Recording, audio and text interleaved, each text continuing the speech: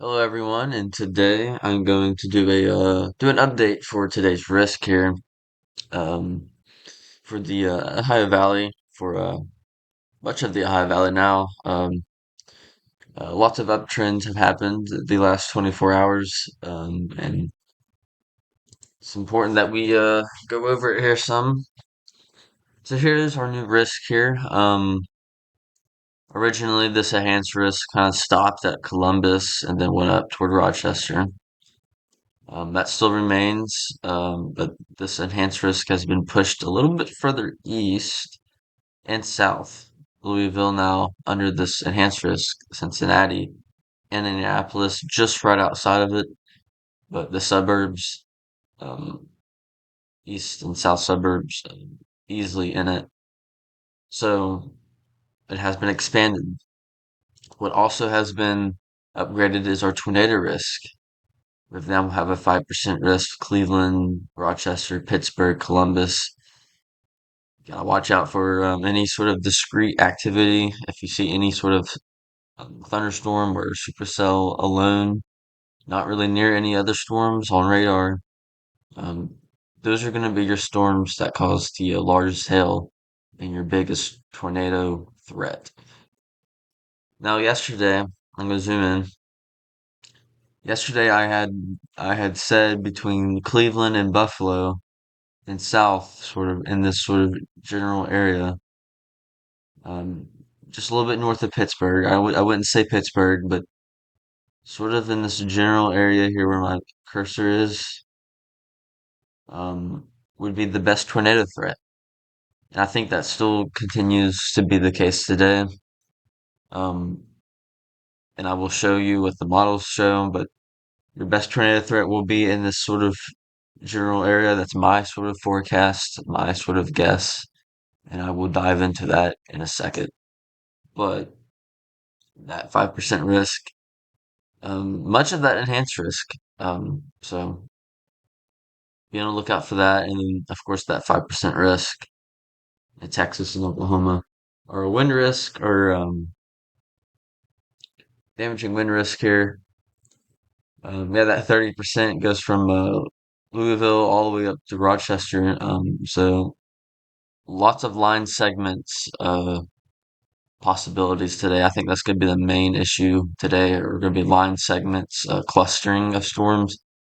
And once you get that line segment and that cluster to sort of form and merge together, you'll get these little bows that sort of form out of these clusters, and you'll get some damaging winds up to 70, 75 miles per hour. It's very well likely today in this red sort of 30% region.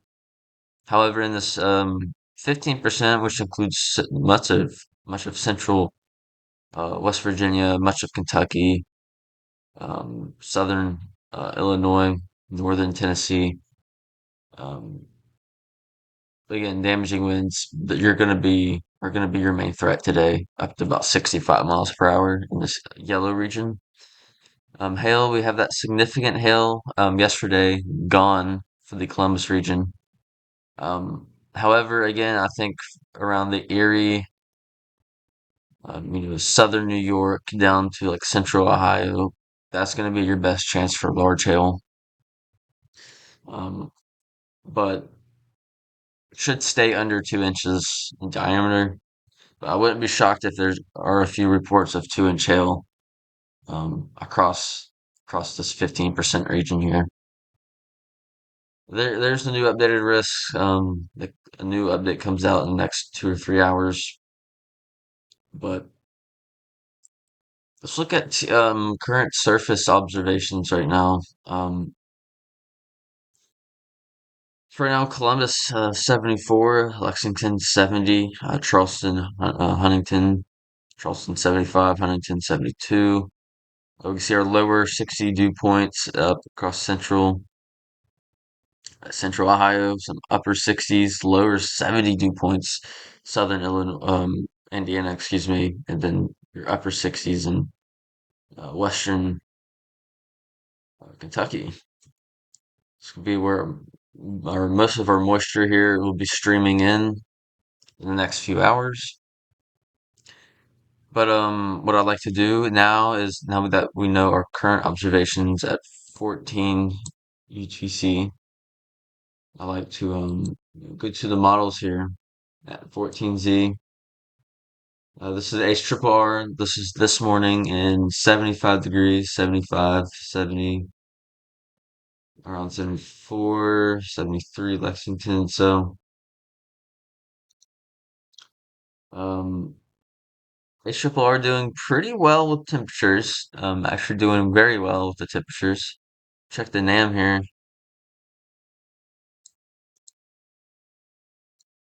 at 14. Oh, at 14Z. A little cooler in Charleston, Huntington.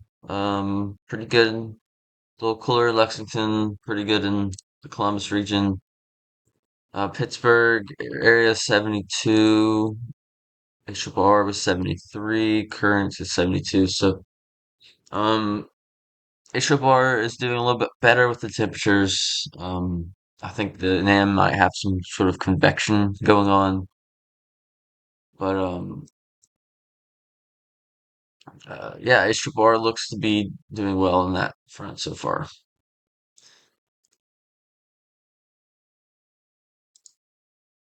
I want to look at our satellite here, and one thing I can notice here is lots of clearing, lots of sunlight going on. Even much of central western or central eastern Ohio, central much of Kentucky, much of West Virginia, pretty much all of PA, all of Upper New York.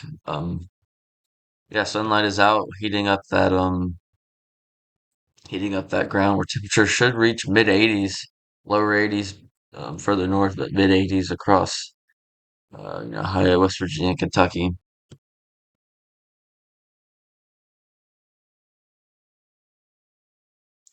All right, next. So yesterday's video, I sort of talked about our 500 millibar height winds, but I didn't really talk about our winds closer to the surface here.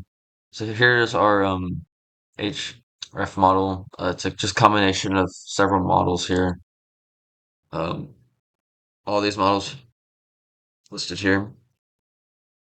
Um, some are taken 12 hours in the past, but these are all like high res models. So this is our 700 millibar level winds here, and I'm going to advance it here. So this is around this afternoon here, around 1 o'clock, and we can see across, before the storms have initiated, we can see that our 40 to 50 knots. There's this little pocket of 40 to 50 knot um, wind shear at the 750 millibar level between Columbus, Indianapolis, further north, almost in Cincinnati. That's kind of the pocket we'll be watching here. And as that kind of moves eastward, you can see that our we can see our trough here. We can see our jet streak at the base of the trough here. But from Wheeling, Columbus, Cleveland, Erie, Buffalo, um, our shear at this level was closer to 50, 45 to 50 knots. That's why I think the tornado threat is going to be a little bit greater from Cleveland to Buffalo. There's just going to be a much better um, deep layer shear at this level here, and um, mix that with the 1,000 to 1,500 joules per kilogram cape that's expected, um, and interact that within a lake breeze here. You're gonna have a possible quick spin up if there is a discrete, well sort of established storm in that region. But yeah, the bulk of that wind is going to stay further north into central PA, Ohio, and up through New York. Um, Further south across like West Virginia, Kentucky, Southern Ohio, I mean, 30 to 40 knots. So it's not going to be as impressive, but you will have more instability down south in those regions. So, by by 6, 7 o'clock, I mean, you could be seeing 35, 40 knots mixed in with maximum instability from the event. You could see some nice potential clustering.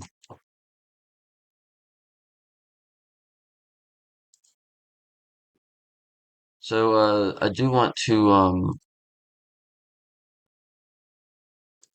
look at our surface-based cape here, and again, I'm going to take the same sort of model blend here, and this is just going to give us a, mean of surface cape among the 6 or 7 different model runs here. So as I advance this here, this is around 2 o'clock here, and we can see the bulk of our instability is across central Tennessee and Kentucky, where 2,000, 2,500 joules per kilogram will be situated. Again, this is where our greatest instability is going to be set up today. Further north, we don't have that much instability. We'll have maybe around 1,500, I think, joules per kilogram across Pittsburgh, Cleveland, Erie, maybe getting up, through the to the Buffalo region, but I don't think that will happen. In fact, by about by about 3 o'clock here, this is when sort of your instability will sort of peak across around what the heck happened here. Let's see. Oh, sorry about that. But I think around 2 to 3 o'clock is when you're gonna have your peak instability across the sort of Ohio, Western PA region here, um, where up to 1,500 joules per kilogram possible across much of Ohio and again Western PA. Um, Mix that with that, that shear, any sort of discrete cell between 1 and 4 o'clock p.m. Between Cleveland and Buffalo we'll have that chance to sort of produce a spin up possible with some large hail. And as we go throughout the evening, yeah, most of that cape dies down quite a bit to below 1,000 joules per kilogram, which at that point would not be really sufficient enough to maintain. Now, I do want to look at the H-R, just its plane run here. And yeah, we can see pockets of 2,500 joules per kilogram going into central Ohio by about 4 o'clock. Yeah, good healthy pocket of about 1,500 joules per kilogram. Erie between Buffalo and Cleveland, south of Erie. Again, that's where I think this tornado threat will be the highest across through up here. But HFR definitely uptrending on the Cape slightly a bit. Um, Check the NAM here real quick.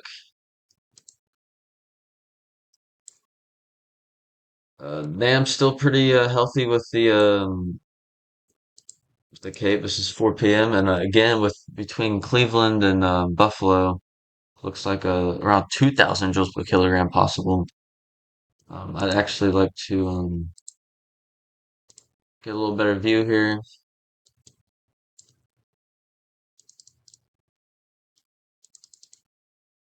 Yeah, so 4 o'clock. Yeah, definitely. So even further north up towards Rochester here, but yeah, this is going to be the region right through in here.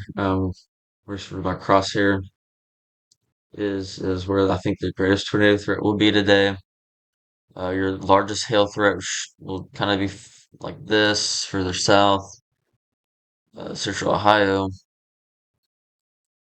But yes, definitely uptrending in Cape. The NAM has been sort of this bullish on Cape, but it's also important to sort of mention that I had mentioned that the NAM was kind of quicker, and most models have actually sort of adjusted to that. And um, the quicker arrival of that main line of storms means it has that daylight heating to sort of work with in our region. So I think that's another reason why they increased our enhanced risk a little bit. Um, it was due to the earlier arrival that the models were depicting. I do want to look at our reflectivity. This is sort of what the actually give me might I don't know if this no. So yeah, let me go over the sort of reflectivity here. H triple R. This is by 2 o'clock here, and we can sort of see some discrete sort of um, storms take place here across central Ohio, central Kentucky. Nothing serious. As we go on, 4 p.m., we can see some clustering begin to sort of form. We can see our main line segment out west, but out ahead of it, we can see some clustering. Um, I would like to take a sounding here near Wheeling. This is at around 3 p.m. here. So um, I noticed a nice cape, 1500 cape. Our mix layer is good. 3 cape is not great. Pretty dry, I mean, decent dry um, layer at the surface there, but we have some, decent cape. Um, our our shear doesn't look great either. But this is kind of before that bulk of that shear kind of comes into place, moves into place. But yeah, I just say a general sort of hail threat at that point. Um, as we move on to the evening here, around 6, 7 o'clock, we can see more defined sort of discrete activity. Central Ohio, more clustering through southern Ohio, northern Kentucky. Get a sounding sort of out ahead of the cell here near Parkersburg, and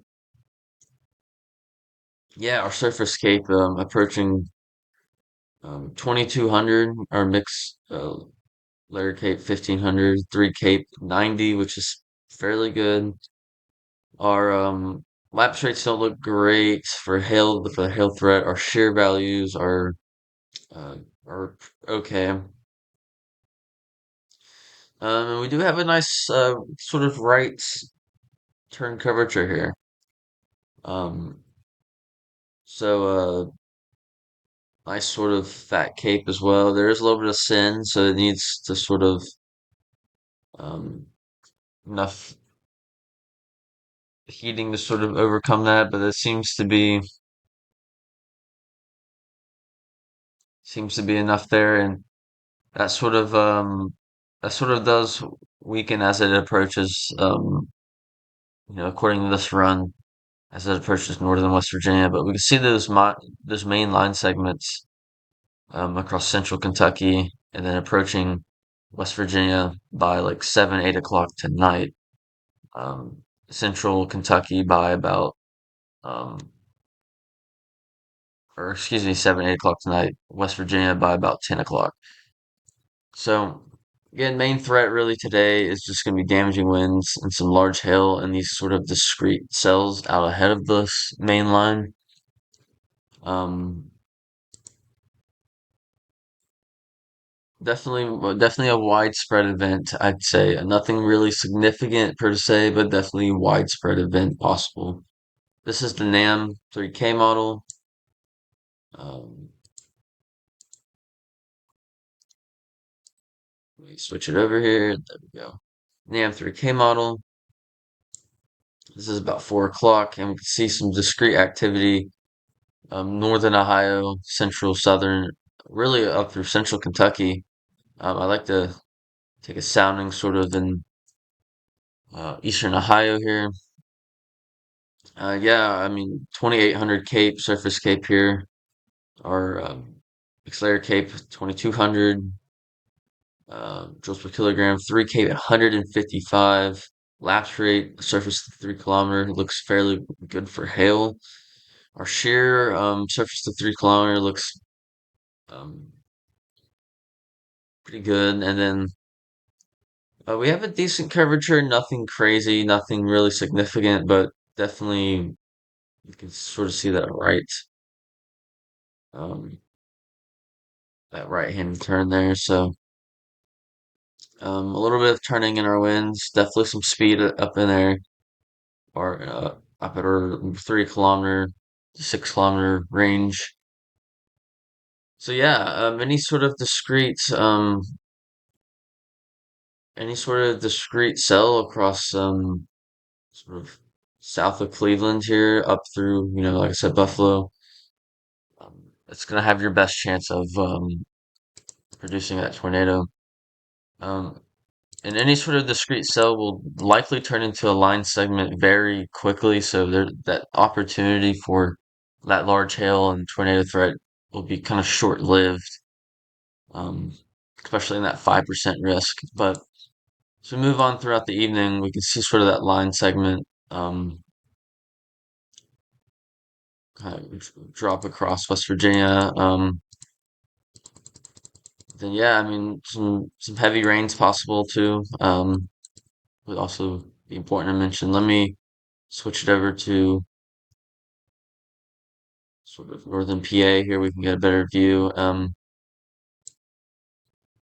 Yeah, this NAM model around 7. You can see it. You can sort of see that discrete activity below Erie, um, kind of out ahead of this line segment here, and you can see, yeah, you can see sort of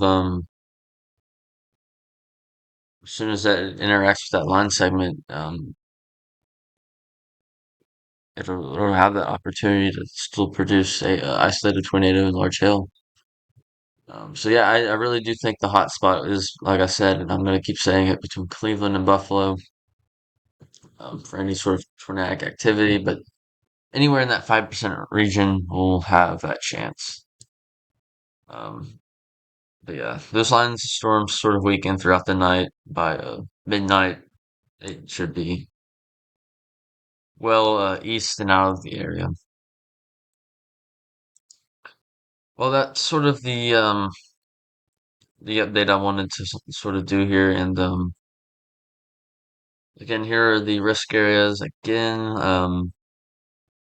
Louisville all the way up to Rochester. And if you're in the slight risk, you're more likely in for mostly a damaging wind threat. Enhanced risk, you just have that sort of isolated tornado threat. Um, but yeah, this is a sort of your classic summer setup here, and thunderstorms sort of stay around the next 3 days. And potential for additional strong to severe thunderstorms in the next 2 or 3 days is possible as well, and I'll likely be covering that um, too. So, but until then, stay safe, guys. Stay weather aware, and I will talk to you guys later.